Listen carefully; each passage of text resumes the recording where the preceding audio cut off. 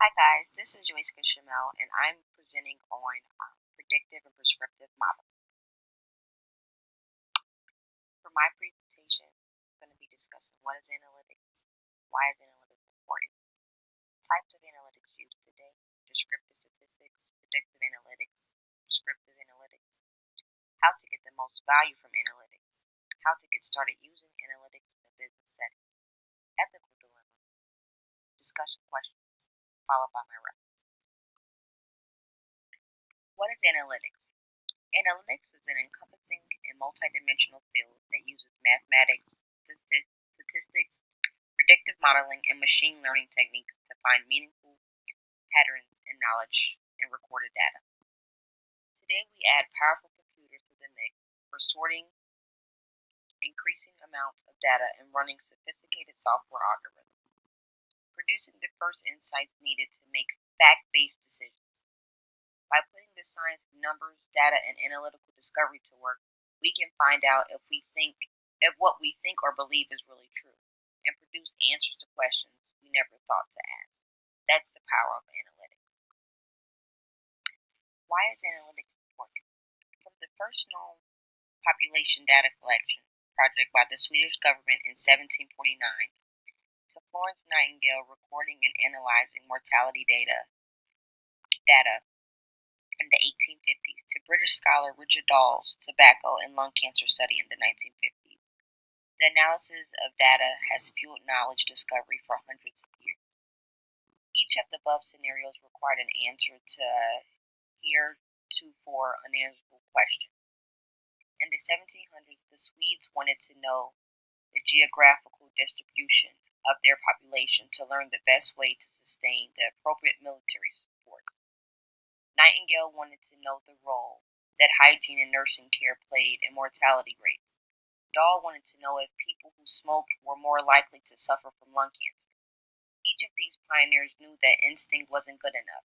Analysis of data can uncover correlations and patterns. There's less need to rely on guesses or intuition, and it can help answer the following types of questions. What happened? How or why did it happen? What's happening now? What's likely to happen next? With faster and more powerful computers, opportunity abounds for the use of analytics and big data. Whether it's determining credit risks, developing new medicines, finding more efficient ways to discover, to deliver products and services, preventing fraud, uncovering cyber threats, or retaining the most valuable customers, analytics can help you understand your organization and the world in it. Types of analytics. There are three predominant types of analytics used today: descriptive statistics, predictive analytics, prescriptive analytics. We'll go into detail on these three types of analytics in the preceding slide. What is descriptive statistics? Descriptive statistics are used to describe the basic features of the data in the study. They provide simple summaries about the samples and the measures. Together with simple graphic analysis, they form the basis of virtually every quantitative analysis of data. Descriptive statistics have been around the longest. Remember the Swedes in 1749? Calculating population counts was an early foray into descriptive analysis. The summary of collected data points. These are the models that will help understand what happened and why. There are still plenty of descriptive analytics in today. Everything from how many clicks a page receives to how many units are produced versus how many are sold. What is predictive analytics? Predictive analytics is the branch of the advanced analytics, which is used to make predictions about unknown future events. It uses a number of data mining, predictive modeling, and analytical techniques to bring together management, information technology, and modeling business process to make predictions about the future. Predictive analytics has surged in popularity. The desire to predict customer behavior has been a main driver. Increased computing power with the ability to run hundreds or thousands of models quickly, and widespread adoption of predictive techniques like support vector machines, neural networks, and random forecasts are bringing predictive analysis to the forefront of many organizations. These models use past data and predictive algorithms to help you determine the probability of what will happen next.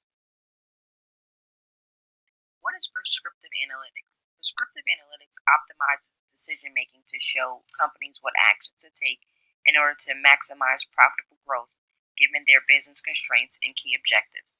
Prescriptive analytics is the newest kid on the block. Knowing what will happen and knowing what to do are two different things. Prescriptive analytics answers the question of what to do by providing information on optimal decisions based on the predictive future scenarios. The key to prescriptive analytics is being able to use data, contextual data, and lots of computing power to produce answers in real time. How to get the most value from analytics? Analytics is a widely used term. How do you figure out which analytics is right for you or your organization? Just like most trips, an analytics destination is a good place to start, even if it's the most basic. You have to know where you want to go and what you want to see and gather what's needed to get you there. In today's analytics journey, you've got data. You've got computers. What do you do next? The first thing is to figure out what problem the company is trying to solve or what answer they are seeking. More specifically, companies may want to answer questions like these. How much should we charge for a particular item? Why are we losing customers in a particular region? With the right data and appropriate analytical models, businesses will be able to answer these questions and more. How to get started using analytics in a business setting. Most likely, your analytics journey will involve a multi-departmental team effort. For best results, organizations need to put people with the right skills in place and enable them to work together. So you will need a business manager, and the business manager will identify an issue or problem that requires analytics-driven insight, make business decisions based on the analysis, and monitor the returns from the decision. A business analyst will conduct data exploration and visualization and work to identify key variables that influence the outcome. The IT and data management team will help facilitate data preparation, model deployment, and monitoring.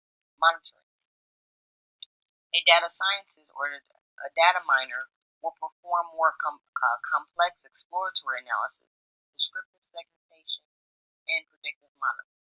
Some organizations are even creating roles for chief analytics officers and hiring more data scientists to support increased desire for analytical-based answers and insights. Ethical dilemma.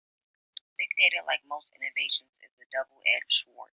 It brings huge benefits. It fuels new services and even business models and can help mitigate business risk.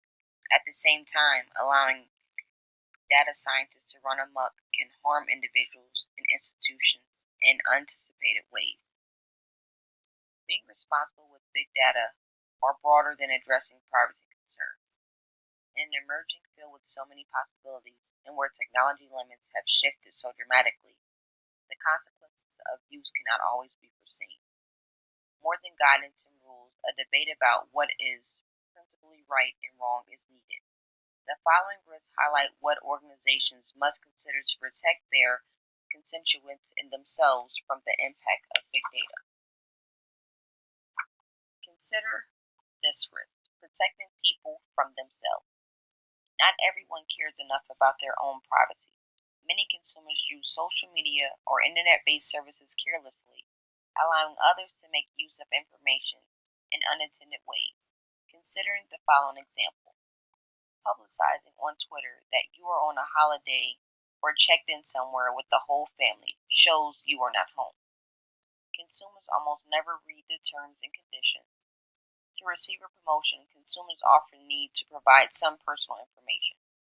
Even though people are expected to know what they are doing, and there may be no legal issues after consumers consent to providing information, there is reputational risk to companies if consumers feel their trust and confidence was breached. What customers trust you to do or not do doesn't necessarily equal to what is legally allowed to do.